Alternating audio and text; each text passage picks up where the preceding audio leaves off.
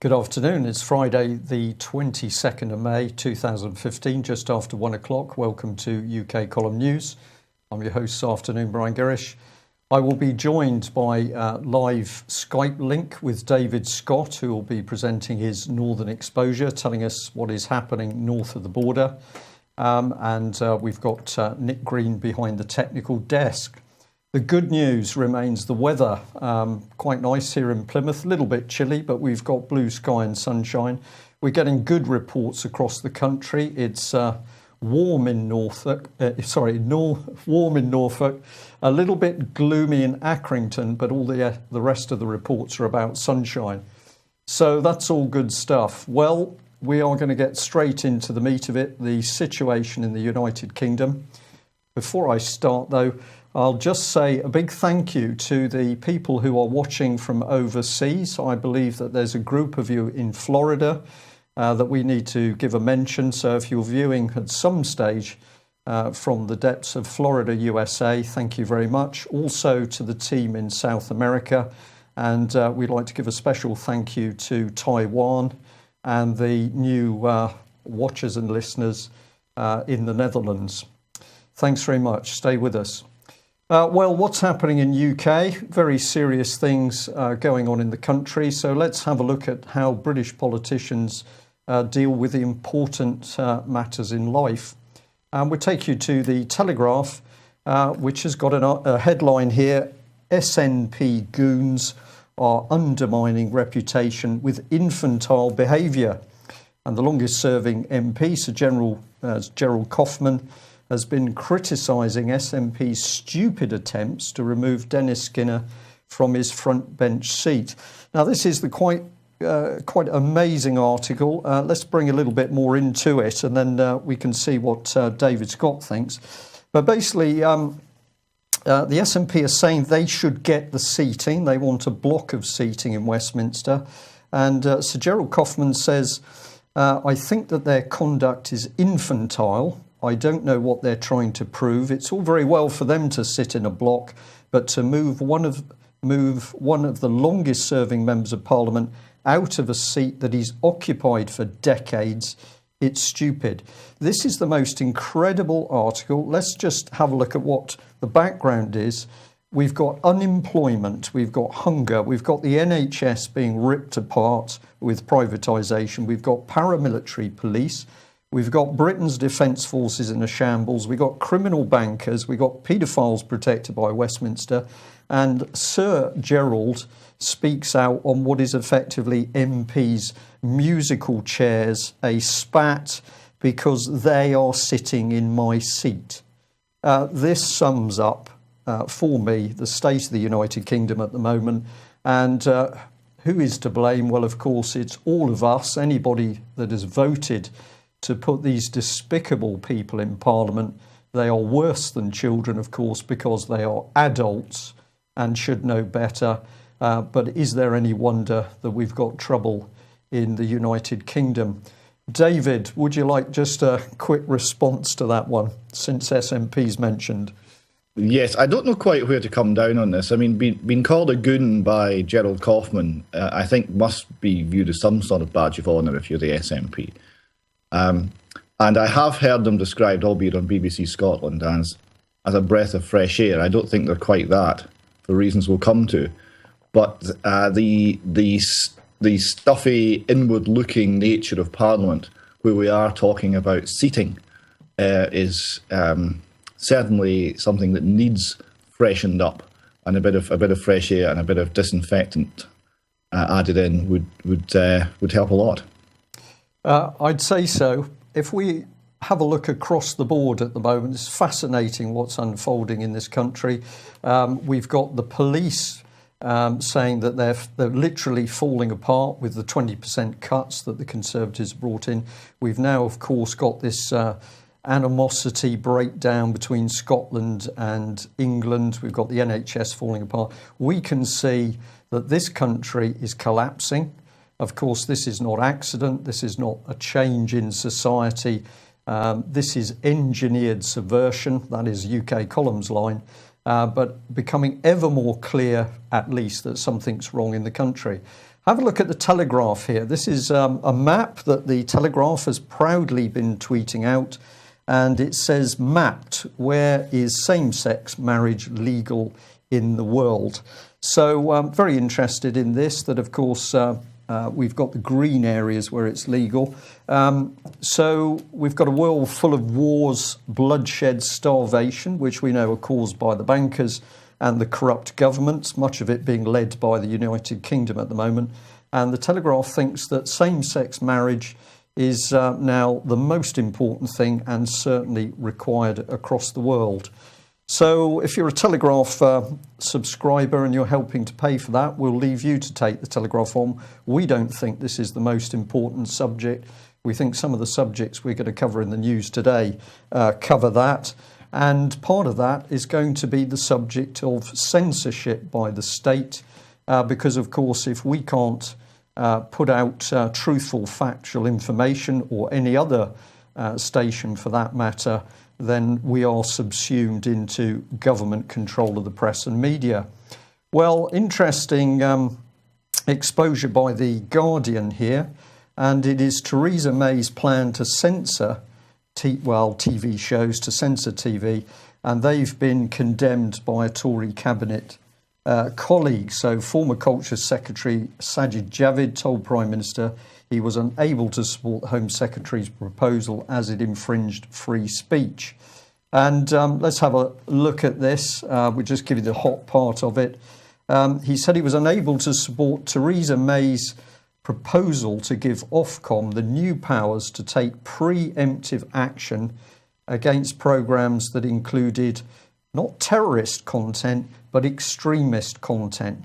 So UK Column has been consistently warning that the David Cameron government intended to take control of the press and media. Remember, of course, Common Purpose at work behind the Leveson attempt to do just that. Let's have a look at this one in a bit more detail. Inset is just the top part of Sajid Javid's letter. You can see the full thing if you go to the Guardian website.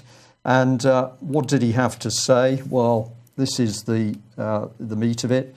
I also recognise the particular challenge of ensuring the opportunities for extremists to spread their message are limited, and the important work that Ofcom does in this area in regulating broadcast media. Ofcom has strict rules set out in the Broadcasting Code which require that material likely to encourage or to incite the commission of crime or lead to disorder is not included in television and radio services.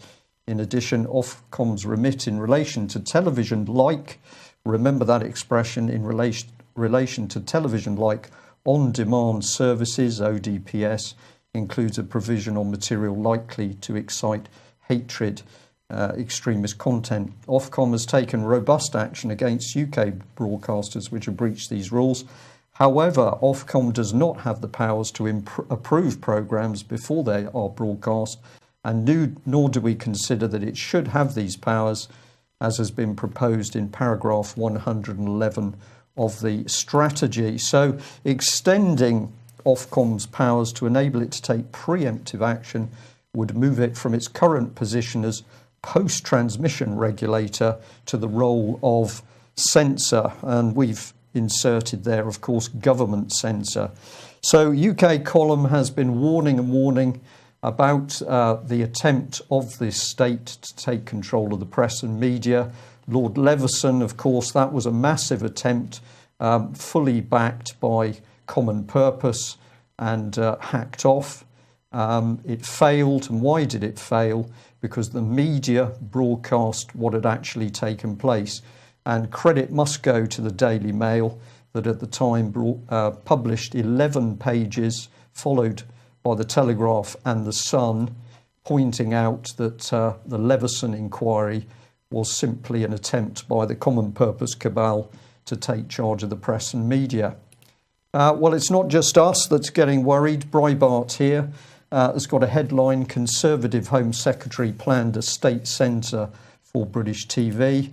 It said Ms May, who is one of the favourites to succeed Prime Minister David Cameron as Tory leader, is said to have written to her cabinet colleagues seeking consensus for a plan to tackle extremism in the United Kingdom by shifting the current regulator Ofcom into a censorship role. We say Theresa May, the most politically dangerous woman in the United Kingdom, because, of course, she has been sitting at the centre of a spider's web which is designed to spy on ordinary people in this country. It includes the police, it includes the security services, but also, of course, it included MAPA, the multi-agency public protection arrangement.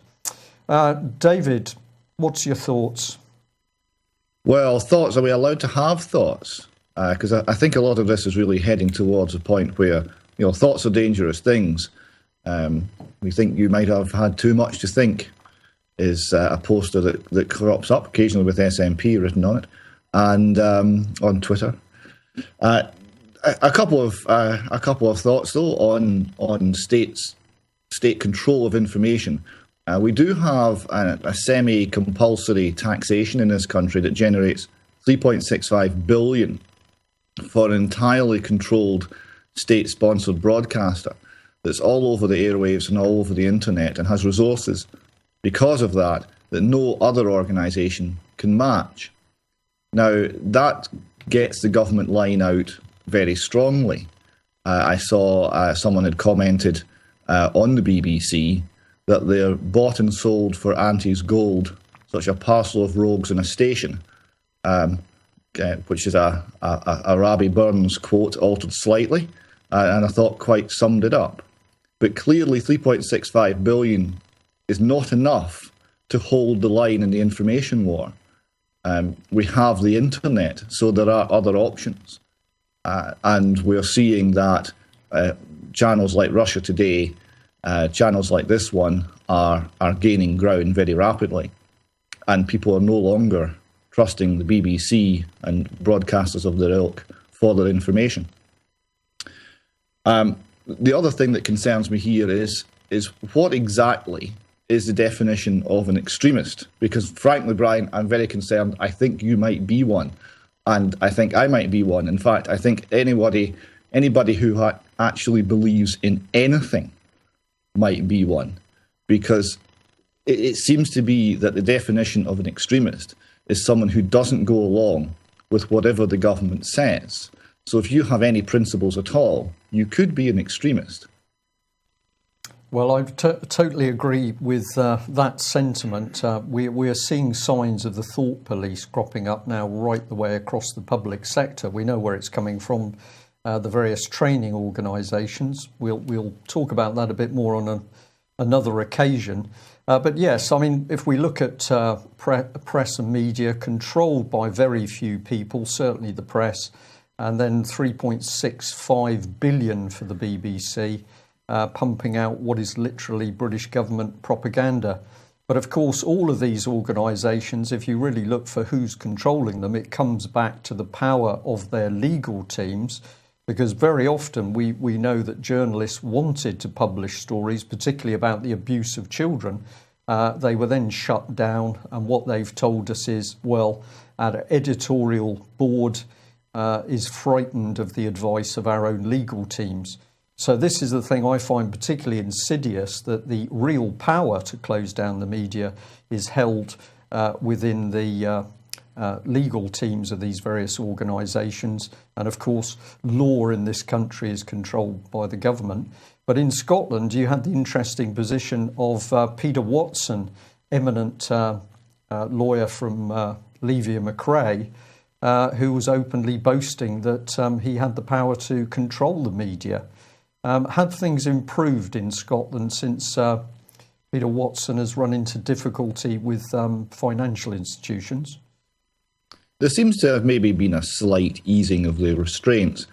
Peter Watson's nickname was Rasputin of the Glens because of his control over matters legal and relating to the press. And he was the legal advisor to quite a number of the major newspapers here.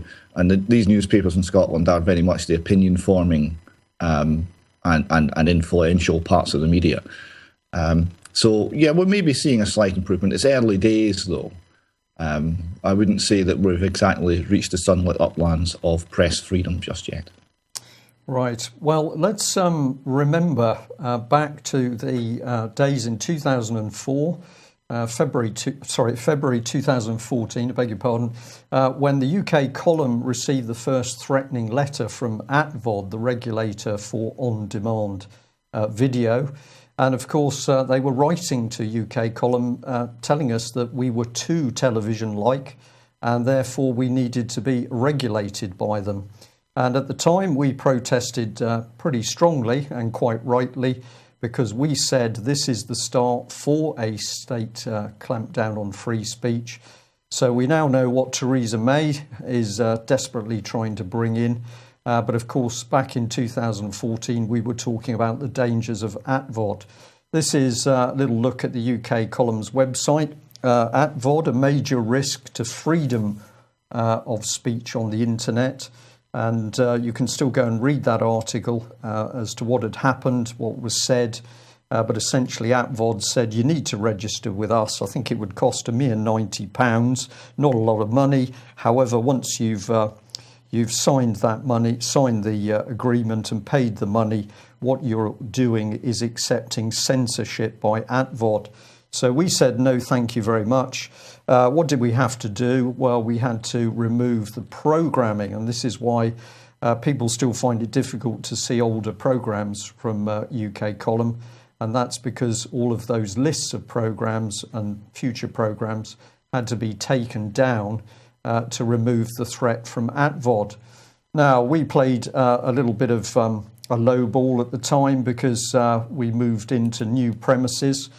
Shot here of Mike Robinson, Louise and myself, reduced to broadcasting from a car in order to make it quite clear to ATVOD and the British government that we couldn't really be that TV-like. So the joke worked, and that video got a lot of coverage, but the message from UK column was watch out, because the Lib Lab con, but especially David Cameron's vicious Conservative government is working to clamp down on free speech and the media. Now, do have a look yourselves at ATVOD. This is the boss, Ruth Evans, chairman, a lovely lady. And we've got a House of Lords paper next to her there, Media Convergence and its Public Policy Impact. Think about this. The government sees that all media is coming together, the internet becoming a usable channel, of course, even for mainstream. And if you can control that, you can control the whole of the media and predominantly the press as well, as their information moves to the web. But this lady is talking about control of the media being an evolving art. So when you start to say, where do her powers come from? Well, we don't really know. But in any case, we're evolving the regulation as time goes by. So basically, very, very dangerous organisation, making up the law as they go along. I'll just bring in these bits and then we'll come back to David. This was part of the press statement the UK column put out. They tried to start censoring us on the 2nd of February 2014, and we started warning. This is what we put in our press report.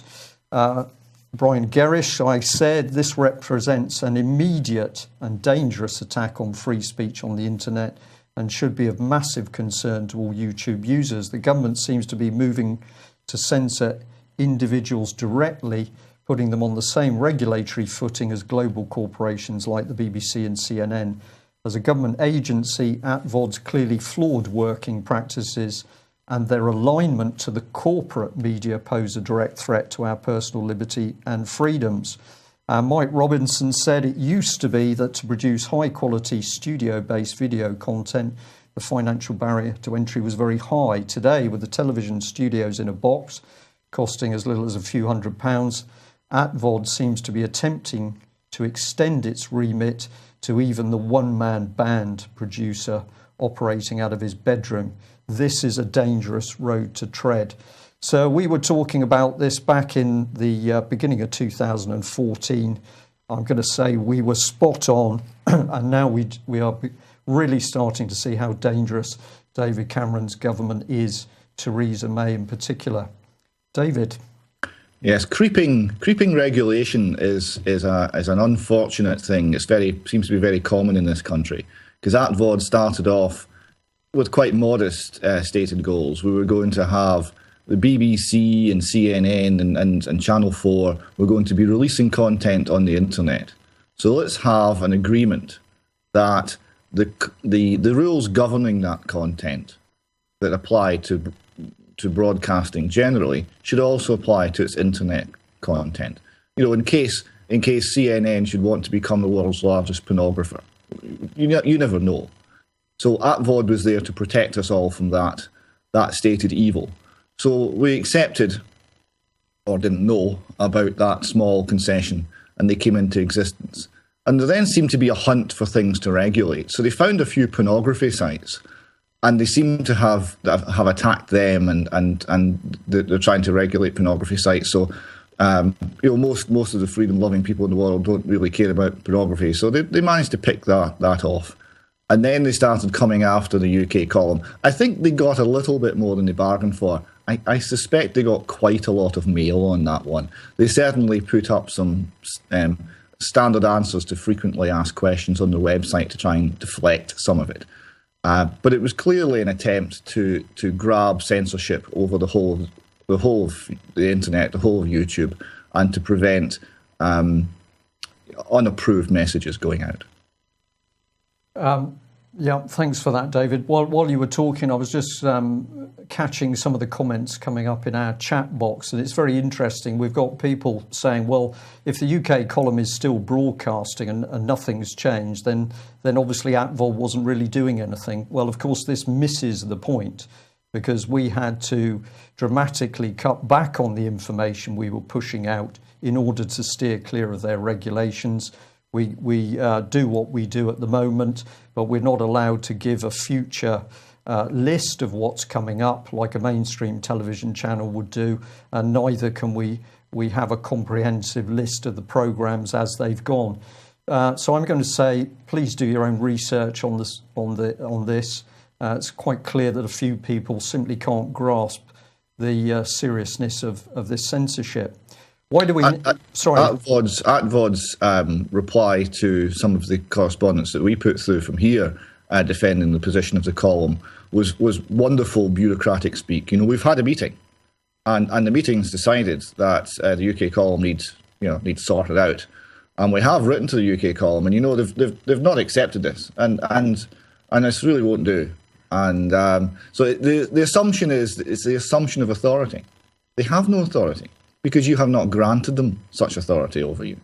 And while we still live in a country with even the smallest remnants of freedom, that's what should apply.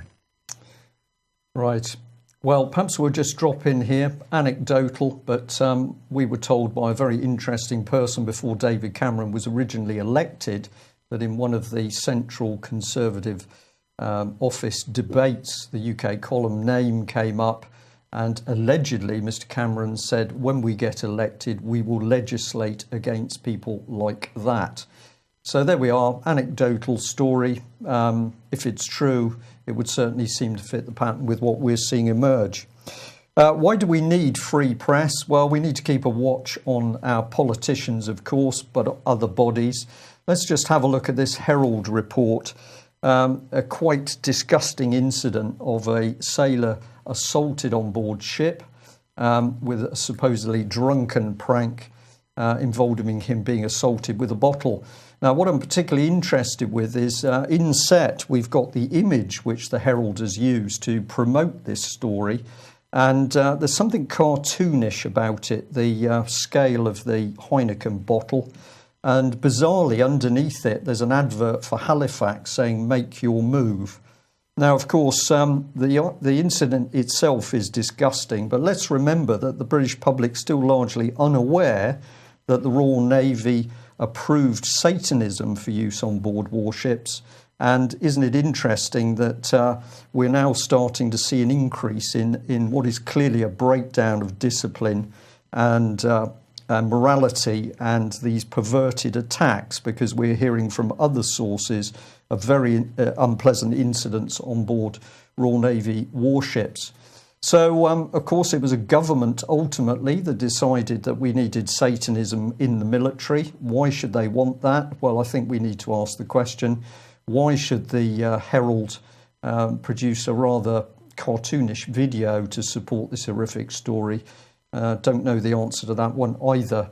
But if we lose our free press, of course, none of this is going to come to light. So where does that go? Well, let's get on to this. Exaro seems to have what many have said is a controlled leak, because they've suddenly come up with the fact that Lord Janner, who can't appear in court because he's got Alzheimer's, has been appointed to another committee, a law committee. This was back in June. So isn't it incredible? We've still got no real action on the investigation into Jimmy Savile's abuses. Here's the linkage with all of these high-profile people, everybody from government ministers to the royal family. Still no action. We've got Mr. Janner, allegations against him. He's not fit to go into a court, but he is fit to sit on a government committee. And we've now got this sort of thing coming into the press. So 1,400 being investigated in the child sex abuse inquiry. This is across the board. It does include politicians. But we know this is a lie, because apparently all 1,400 people are men. And the facts of the matter are that close to the ratio of men to women paedophiles is close to 50-50. So what an extraordinary situation. No female paedophiles have been named in any of these abuse cases. 1,400 people. And leading back to you, David, 37 Scottish VIPs are among the 110 child sex abuse suspects in Scotland. Yes, there's 200 and odd of this 1,400 come from Scotland. That alone is enough of a concern. But a surprisingly high proportion, 37, have been named as prominent people. Now, you'll appreciate that when Robert Green was in HMP Perth, I asked a question of Kenny McCaskill regarding the Holly Gregg case, and he responded that it was ridiculous that Robert Green was having the campaign he was having. He had even accused a sheriff of being a paedophile, and he seemed genuinely surprised that a prominent person should be so accused in Scotland. Well, there's another 37, assuming that sheriff's not in that list, another 37 prominent people. So we really do need to find a way of allowing people to get some justice here. Yeah. Well, is that going to happen? Not till our police forces start to do their job. We'll just remind viewers of this email that was sent to us back in February 2014. It was in relation to Robert Green. Somebody had phoned the police in Scotland, and the person says, I phoned the police station a few minutes ago. The officer who picked up the phone insisted he can't hear me as soon as I mentioned the name Robert Green. That was due to a bad line. However, when I told him I do expect Mr. Green is getting the legal representation he deserves and not being held in solitary confinement for days on end, I think, days on ago, he responded with, I'm sorry, I can't talk to you if you're talking to me in this manner. When I asked him what his force number was, he replied, I left it at home, and he put the phone down. So if this is the way that the police treat people, of course, we're in a very bad position. Officers connected to the Metropolitan Police are telling us that the atmosphere in the Met Police at the moment is utterly vicious, with officers threatening other officers in order to keep them away from exposure of the child abuse cases. So serious stuff. And let's just remind ourselves that it was Robert Green that started to point a finger at the sort of activities judiciary in Scotland or people connected with the legal world. This was the Violate Club, which he alleged had members from within the Scottish establishment. And it was shortly after Robert talked about this S&M club that things got very nasty for him. Of course, the Scotsman itself reported this club and said, well, you know, a lot of the people are upstanding professionals. So this was part of the report. Much more fashionable with Scotland's professional classes is the S&M scene. Violate, an S&M club run by solicitor Bunny McGeechan, has a mailing list of 4,000. So the UK column received reports that amongst that membership were members of the Scottish establishment, police and judiciary. We're going to say, was that true? We don't know, but if true, surely the public has a right to know. And we're back on the subject of free press and media to investigate what the public needs to know about.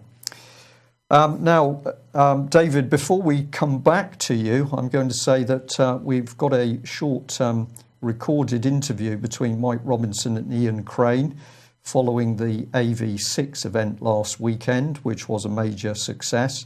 That clip, I believe, is about 19 minutes long. So we'll run that. And David, if you're still happy, we'll join up with you again after that.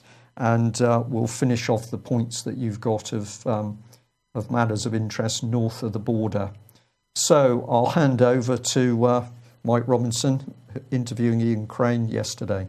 And we had AV6, and I thought it'd be good to have you in and have a chat about how that went and how sort of happy you are with how things went and what's happened since. Well, I might be a little bit biased on that, Mike. But in the scheme of things, yes, I'm very happy. I think the response that I've had has been absolutely remarkable. I'm already starting to get emails and private messages of people telling me what they've done as a result of AV6. So the message that we were trying to get across at AV6, which is get involved, engage in the process, do whatever it takes, hold MPs and other elected officials' feet to the fire. And people are now sending me examples of letters that they've written to their MP or to their local councillor, and they're determined to follow up on it. Of course, Pippa King ran a workshop on Monday introducing people to the ways in which the Freedom of Information Act works and the way in which people can submit Freedom of Information requests. So, hopefully from now on, we're going to see the trickle of requests turn into an absolute flood. I have to say, my observation of the audience at AV6 and in fact at the BCG conference in February, it's quite different to past events where people were there perhaps more for entertainment than for anything else. The mood in the audience has changed and they're really wanting to get engaged in some practical way. Oh, absolutely. And the speakers were very carefully selected so that every one of the speakers is in their own individual way an activist. Yeah. They're not just a commentator on unfolding events. They are involved in trying to bring about the changes that we all know we need to see. And the audience, like you said, I think was there for the same reason.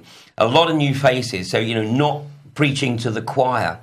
And I think that the discussions that were had in the breaks and in the bar, all about what can be done. Yeah. Nobody was debating for the sake of debate. All the discussion I participated in or overheard was all about getting involved. You mentioned the speakers. Speaking list was fantastic. Patrick Henningsen, Brian, of course, Ken O'Keefe, Pippa King, and a whole bunch of others, Max Egan as well. And quite an international speaking list, and clear that the international speakers also absolutely determined to get people active if they can. Absolutely. I mean, this is a worldwide situation. I mean, it's not unique to the UK. And, as we observed during the course of the weekend, there are occasions when John Keys in New Zealand, Tony Abbott in Australia, David Cameron in the UK, and Harper in Canada all deliver identical speeches. So if anybody ever wanted to see prima facie evidence that there is something that is directing the global agenda, I don't think it's coincidence that these guys, are using identical phrases when they're speaking on particular topics.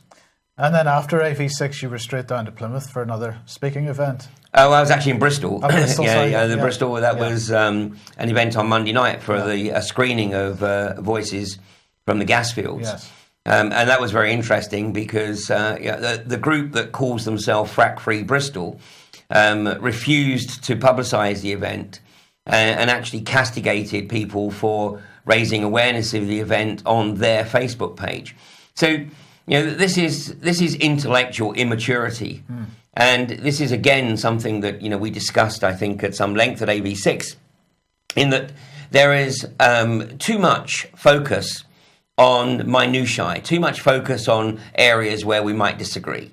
And the establishment loves this because the establishment works on the principle of divide and control. Well, they encourage it. Of course they do. Yeah. They create the division. Yeah. So what we require now to bring about the changes is epistemological integrity, which is intellectual maturity, which is the recognition that it's okay to disagree on stuff. We're not always going to agree on everything.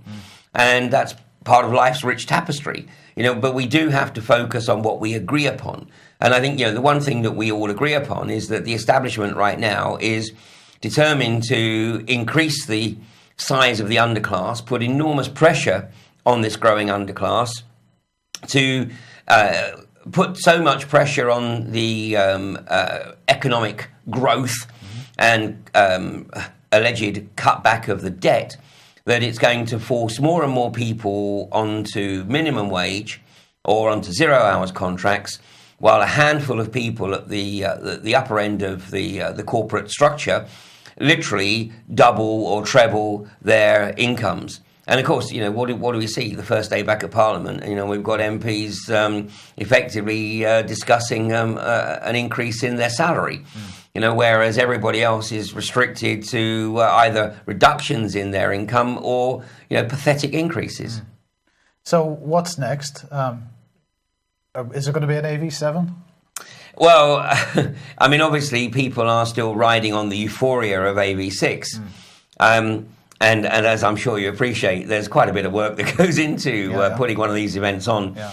So I also want to try to make sure that they are affordable. I know obviously, because they're residential, because they're in quality hotels, then they are out of the reach of some people. But, it should also be known that wherever somebody has contacted us and wanted to come to an AV event, we have generally found a way to get them there.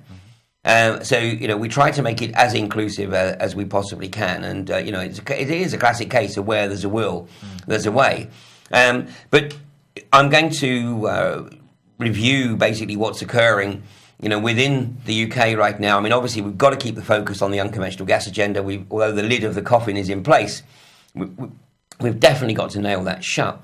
But there's so many other issues. And I want to really start breaking it down to the individuals that are working on the front line of organisations like Maximus, who took over from Atos, and identifying the individuals that are passing down the sanctions onto people, literally condemning them to lives of abject poverty, to people that are declaring terminally ill or seriously disabled people as fit for work.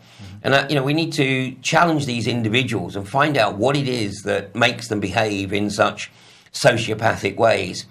And, we've also, of course, we've got to be building on this encouragement of communities to pick up on issues, to get involved in whatever it is that they feel it's appropriate to get involved in. But the time for just sitting back, watching and commentating is absolutely over. And, I've been invited to speak at a number of events, not just in this country, but elsewhere over the coming months. And I am being very, very selective about the events that I participate in. The reason being is that, a lot of these events, they discuss interesting stuff. And there's no question that in calmer times, then, there's some very interesting topics being presented. But we don't have time right now for the interesting material. We've got probably 5 years max, and we've either got to find a way to shut down this global corporatist sociopathic agenda, or we will be literally condemning future generations to lives of just unimaginable misery. So this is really the challenge now. It's find a way to get involved in whichever way, shape or form you choose, but get involved, to sit back now and watch the deterioration of humanity being forced into literally slavery is just not an option. It's looking increasingly likely that the summer is going to be a difficult one for many people, and the way that police are being trained at the moment, it's looking like they're getting prepared for something. In fact, we'll have more information on that in due course, I'm sure. But I mean, how do you see the next 6 months playing out in terms of people's activism? What, in fact, another good question is what is the right type of activism? Because holding up banners and placards isn't necessarily the right thing to do. I mean, protests and petitions are, I won't say completely useless, but they're not far off. I mean, the establishment really doesn't give a damn about protests. In fact, I mean, it actually doesn't even bother to publicise them anymore. So it's not even a case of the protest being an opportunity to raise awareness around the rest of the country, because the BBC and the right-wing media just don't publicise it. Yeah. They shut it down. Petitions are disempowering to the nth degree, because people think that once they put their name on a petition, that's it. They've done their bit, and all they need to do is now sit back. In reality, once a petition gets sent off, that's it. It disappears, and in most cases, it just disappears into the wastepaper basket in the corner. So we have to be creative. We have to do things in different ways. I mean, there's no question people will hit the streets because they're extremely frustrated. But of course, this is what the establishment wants, and the establishment will publicise the unrest. And in many cases, it will cause that unrest. Yep. It will be responsible for stimulating that deliberate unrest, because that's the press coverage that it wants to get. It wants to try and cow people into not participating in any kind of civil dissent. So we've definitely have got to look at all other alternatives. And those other alternatives are more centred around taking back responsibility at a community level. So that's, for every elected representative, whether people chose to vote or not, whomever is in office is their representative. And it's important that, we all make an effort to make sure that our elected representatives know exactly how we feel. And if they are voting against the wishes of the local community, then they need to be called to account. And, as Max Egan raised the point at AV6, what we are seeing throughout the world is abuse of office. Yep. And this is, I think, a phrase that, we have to get into people's vocabulary, because whenever we see somebody participating in a vote in Parliament or in a planning committee meeting, which clearly has the primary interests of the corporations at heart rather than the interests of the electorate, then it's abuse of office.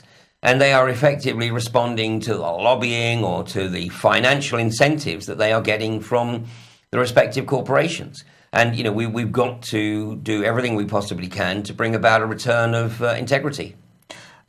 It's a number of years ago, Darren Dioge set up an organisation called the People's Public Trust. And what they were doing was putting on their yellow or orange bibs and going into council meetings and so on, and just sitting in the public gallery and watching what's going on.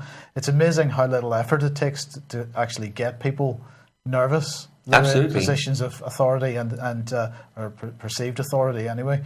And it really doesn't take that much effort other than a bit of community organising to get, if I'm allowed to steal that phrase, to get these people at least thinking about what the public perception of what they're doing is. And we just want them to do their jobs. Well, even as an individual, I mean, you can ask the council if you can film their meetings. I mean, now we have ascertained that any planning meeting has to be filmed if there is a request to film it. and they cannot deny that request. Or they would have to have a very, very good reason, and it could be challenged legally. And in fact, now what we're finding around the country is whenever a planning committee meets to hear a planning request from an unconventional gas company because they want to drill an exploratory well, or they want to run a flow test, which is effectively a frack, then obviously there's a lot of interest. And there aren't enough seats in the chamber for the public to sit in on the hearing. Yeah. And so now, when the requests are going in for filming the meetings, they're acknowledged every time. And of course, what this does is it does put the committee under scrutiny. Mm-hmm. And what we saw in East Yorkshire in October of last year was an absolute travesty, where all bar about two of the planning committee were either not physically present, and in a couple of cases were actually asleep. And, this is probably because this was their usual modus operandi. They took a planning committee meeting as an opportunity to have a siesta. Yeah. But now that, they've got 100+ people in the gallery and the press filming, including the BBC, then if they're not performing, then they're not fit for office. If they're not doing the job, they're not fit for office. We saw the complete opposite of that with the North York Moors Planning Committee a few weeks ago, where it was very, very clear that every member of that committee had made a real effort to try to understand what it was that they were being asked to grant permission on. And they appointed their own independent expert hydrologist. And basically, they asked very, very intelligent questions, which led them to make the decision that there wasn't enough information for them to be absolutely certain that this operation could be done without risk of contamination. Mm. And in particular, the one question that nailed it was the hydrologist in his report had made an observation that Scarborough's water came from the aquifer that Third Energy were looking to drill through to basically re-inject the waste into a strata of geology that was different from that which they were extracting it. So this was going to be a first of that type of activity in the UK. And they asked the hydrologist, they said, well, if something does go wrong and the aquifer is contaminated, what's the options for Scarborough's water? Mm. And he simply said, there is no plan B for Scarborough's water.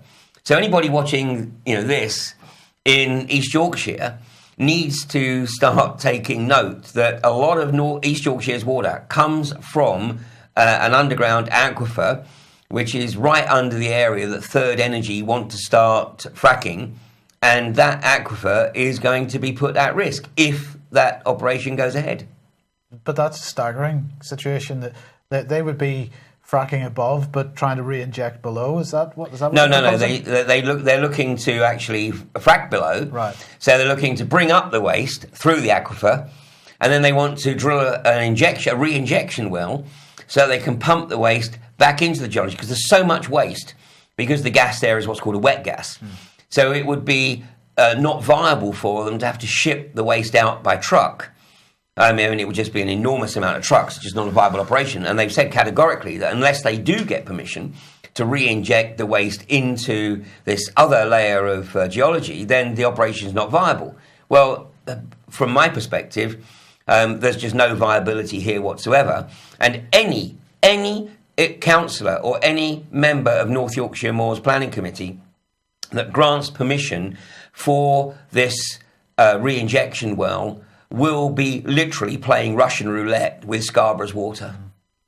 Okay, so we need similar type of activism as is happening with these planning applications for fracking to be spread right across the entire council agenda and, in fact, central government agenda. On everything. On everything. Everything. And try to get as much film taking, as much evidence gathering, and try to hold these people to account in that way. And it doesn't need national organisations. No. I mean, as we saw at AV6, particularly the examples of Pippa King, the power that one person can bring to bear with their focus and tenacity and demonstrating that they actually know more about the subject than the alleged experts.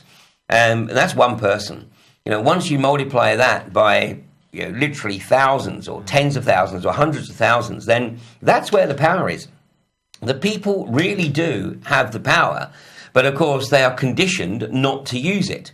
And, you know, less and less I hear now when I hold public meetings, less and less do I hear people say, oh, but what could we do? What could we do? You know, we're just one person. No, you can do a hell of a lot. And as people start to realise this, and of course, as they realise that they are having impact, that people are listening to them, then, you know, obviously it's a motivating factor, and then you go and be prepared to do it again. Okay, well, brilliant. We'll leave it there, but, you know, hopefully we'll see much more of this type of thing in the distant future. You're on with us on Monday night for the Crane Report and Fracking Nightmare, is that right? Indeed, Fracking Nightmare at 7:30 on Monday. No, sorry, the other way around, isn't it? Sorry, let's do that again. Humanity vs Insanity at 7:30 and Fracking Nightmare at 9 o'clock this coming Monday, yes. Brilliant. Well, thanks for joining us, Ian, and we'll see you on Monday then. Thanks, Mike. Thanks a lot. Well, there we are. There's the debrief from Ian Crane over at Robinson. Now I'm just going to bring up on. I'm just going to bring up on screen Ian advert for the videos. If anybody wants to get a copy, the box set of 12 videos is £60. Now I know many people look at these events and they think they're used to make vast amounts of money. I can assure our audience that is absolutely not the case. A vast amount of effort goes into planning them, and of course the upfront cost to put these events on is very large. It is very difficult to make profit out of them, and one of the things that's very difficult for the organisers is that having put all that effort in, then people are saying, well, of course this is just done to make money. I will say to critics of that type, if you don't like these events, then obviously don't attend, but perhaps you could put on some events for the same numbers of people, which hopefully you can do free. So we'll wait for see whether there's any progress on that. And the other debate that's been going on at the moment is, are people entitled to a private sex life? Well, of course, the fact is that in Britain today, we know that paedophiles are operating not just at lower levels of society, but right through the structure, including our politicians and into senior establishment figures. So the onus is on us, members of the public, to discover exactly what is happening. And until we know that children in this country are safe, I would say that the spotlight needs to be put on particularly those people who are governing us or claiming that they're protecting us, families and our children, such as the police. So my personal view, if anybody's in any doubt in the chat box, is that no, these senior politicians, members of the establishment, judiciary, senior police officers are not entitled to this type of private life until we know in the country that our children are safe. Well, in Scotland, many people deeply concerned about the erosion of free speech, and the SNP is in the spotlight here, being accused of gagging their own MPs like Stalin. This is a report here from the Scotsman, but it isn't only the Scotsman. We've also got Daily Record leaked SNP plan to gag nationalist MPs from speaking out against party policy. David, this has been shown before, but clearly this is the plan of the SNP. Yes, you have a situation here where all their MPs, all their MSPs make a promise that they will not publicly disagree with the party line, with the leadership, nor will they criticise any other MSP or MP from the party. So the party comes first. But let's be clear about that. It's not about the country. It's about the party. And the party comes first, and unity and discipline is absolute. Right. Well, this goes on to mean that there is no meaningful debate. You don't hear things discussed. Once it's decided at the high level in the SNP, that's the end of the matter as far as the SNP is concerned. Well, of course, we've seen this manipulation in all three of the other parties, Lib Dems, Labour and Conservatives. Outcome of meetings pre-decided, and then a few people push it through. And this same type of organisational agenda is also run through the political parties in local authorities. So it's crept into UK. It's extremely dangerous. It was, after all, how the Communist Party worked. Well, what else have we got north of the border? SNP to target landowners' property rights. What's this one about? Yes, we're trying to discover in Scotland whether we have any property rights. We're not very sure at the moment. We're asking questions of the SNP government, and at the moment they're unable to tell us whether they actually have a definition of property rights or understand the term at all. What's clear, however, is it's moving, it's changing. Now, what we've got here is Government Minister Aileen McLeod, the Scottish Land Reform Minister. Now, you might have seen land reform in Zimbabwe and the Ukraine. It doesn't always go well. She told a conference in Edinburgh that, quote, "The core of my approach is to shift the balance of the law so that public interest is given greater precedence at the expense of individuals' rights." So the public interest, as defined by the government, the SNP, is going to trump individual rights. And if you're a landowner in Scotland, you should be very, very afraid. Yeah. This is an assault on individual liberty. If there's no property, there's no individual liberty. It's extremely serious. It just seems to get worse, doesn't it? Well, of course it is, but we're seeing it. What about this next one? This is Alice Through the Looking Glass, attachment-informed transformational change. This is all the language of the new age. Yes. If you thought a comprehensive attack on property rights was a bad thing, then we're only getting started, I'm afraid.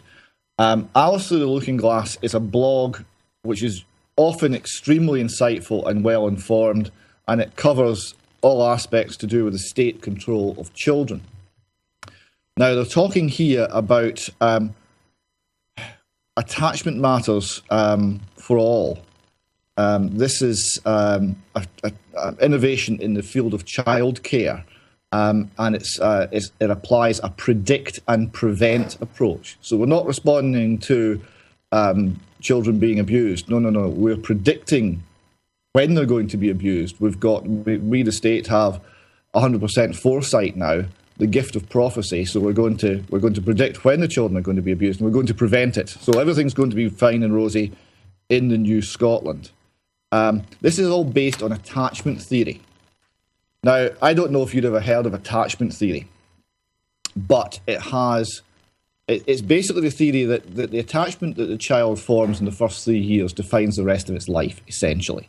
And that if you don't get that right, then it's all downhill from there, and the child is going to grow up to be a criminal, need a lot of expensive NHS care, not contribute enough through work and taxation, and generally be a burden on society. So society has now got a reason to step in. So just listen to a few quotes here. They're quite horrific. It says in this blog, there is, however, convincing evidence that certain caregiver characteristics are associated with the development of disorganised attachment. That's a quote from the government. They don't say what those caregiver characteristics are. The blogger goes on to comment, what this means is that parents and carers who will be assessed as to their character as most effective attachment-based interventions target the caregiver and the relationship rather than the child directly. That's a direct quote. So armed with this attachment-informed practice, professionals will be able to step into families and often act essentially with great cruelty. Another quote from the government guidance document here, quote, "It is important to recognise that adults who are unable to provide this kind of sensitive, mentalising care may still genuinely love their children. It is also, however, important not to privilege the fact of parental love over other aspects of the child's needs." Did you get that? Love's not enough. I remember being told by my mother about people involved in child protection in the 1930s in Scotland, a time of great poverty. And they'd go into homes where there was nothing. And the people going in said, Doesn't matter if the kids are dirty. If there's love in the home, it's fine. They'll be fine. And that level of basic understanding of humanity is gone. Love's not enough. Doesn't matter if you love your children. Doesn't matter if you feed and care for your children.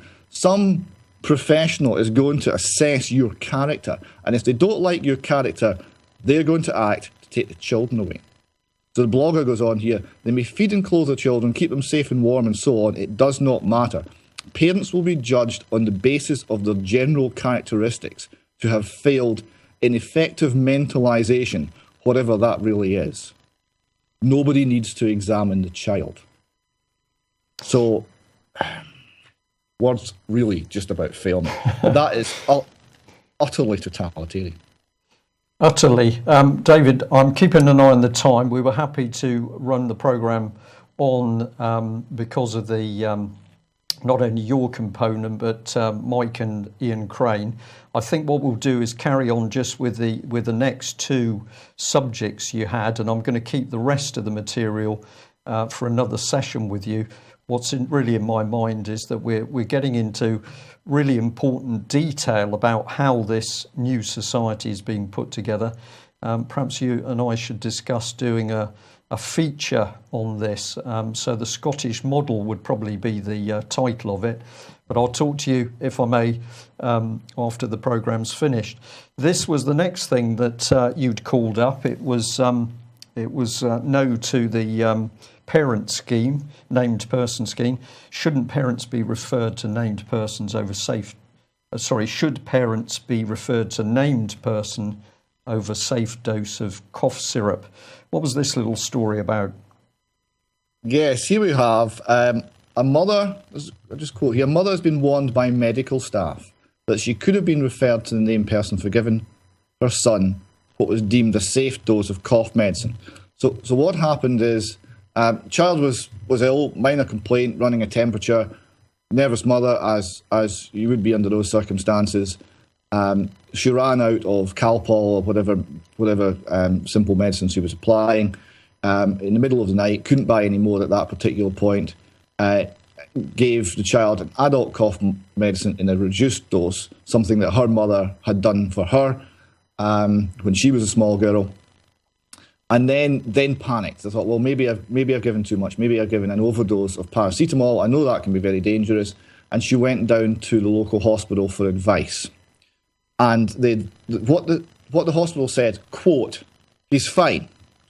The dose is well within limits. But they then said, don't ever do this again. We would have had to refer you for investigation under the new named person laws. They warned me very carefully.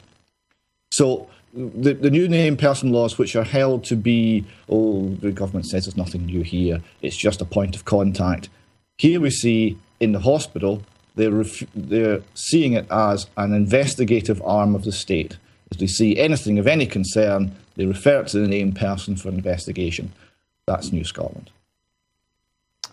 And at that I pause and I say, the next slide, very appropriate, Scottish liberalism is dead. Yes, it was Burns who said in To a Louse, what a gift some power give us to see ourselves as others see us. This is a German journalist living in Scotland. And he's writing on the subject of Scottish liberalism. And what he said, and he's come in for enormous criticism over this, so that alone makes it worth reading. He said that Scottish liberalism is dead and that the nationalism that we're seeing is populist, egalitarian, anti-elitist, and glorifying the moral superiority of one's own nation. He then goes on to compare it to National Socialism in Germany and conclude that what it is National Socialism light. Now, there's a great deal of what he says has a ring of truth about it. The criticism he's got has been a series of ad hominem attacks, that it's ridiculous, it's completely out of order, I'm saying this. He's going back to older family members who lived through National Socialist Germany and understand where it came from. We're not talking about the later military phase of it. We're not talking about some of the anti-Semitic phrases. These are not parts of mainstream Scottish nationalism at all. He's not saying that the Scottish nationalists equal the Nazis. He's not saying that. What he's saying is it's a form of National Socialism, and he sees many, many parallels to what happened in 1930s Germany, and that the liberal ideal and the liberal ideas that Scotland essentially, in many ways, gave birth to. 18th century Scottish thought virtually invented the modern world. It certainly invented a great deal of the thought that permeates Western Europe. And it's been abandoned in Scotland for a nationalist and communitarian or semi-communist approach with a top-down state that is all-powerful. Okay, David, thank you very much for that. Well, the time by the clocks in the studio here is 5 minutes past 2, so I think that we should end there. We're really getting to the heart of the matter, things moving very quickly. We're seeing this, what did you describe it as, National Socialism light appearing in Scotland.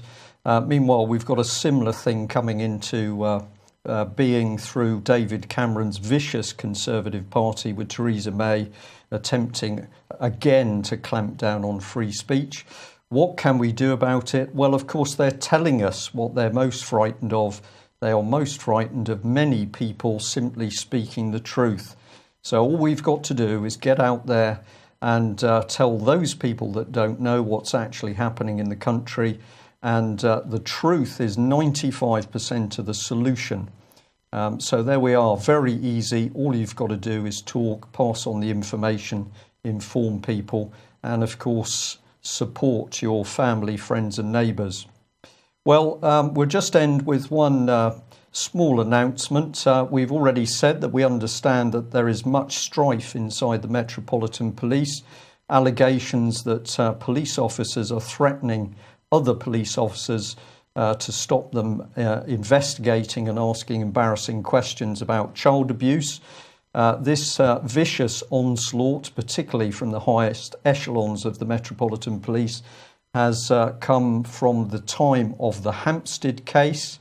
And I'm going to say publicly once again, be under no illusion that the UK column fully supports the Hampstead mother and her partner. Their comments are correct, and we fully support the testimony of those two children. And we would also point out that, as with the Holly Gregg case, by not investigating those named in the allegations by the children or the allegations by Holly Gregg, the police can then claim there was no crime. We say, if there was no crime, why is there a need for police officers to be threatening other police officers to stop them asking embarrassing questions about these cases? We'll leave you to think about that. Remember, of course, also that many, many good men and women in the police, they need our support and encouragement to get them to do the right thing. And if you're unsure of that, have a look at the statement by the chairman of the Police Federation, who basically said to Theresa May, the police now rely on the public to give them the necessary support that they need. So we've got to work together on this. Good policemen and women, we need your help. They need help of the public. And if anybody knows anything about planned demonstrations, we would be very grateful. We understand that in the summer months, there are some substantial demonstrations planned. Our concerns are that it's intended that violence could be used. At the moment, we know nothing about such demonstrations, but if anybody knows of any organisations planning those demonstrations, UK Column would be extremely interested. That's it. Enjoy the sunshine over the weekend. And as the BBC used to say, don't have nightmares. The truth and action conquers fear. Thanks very much. Bye-bye.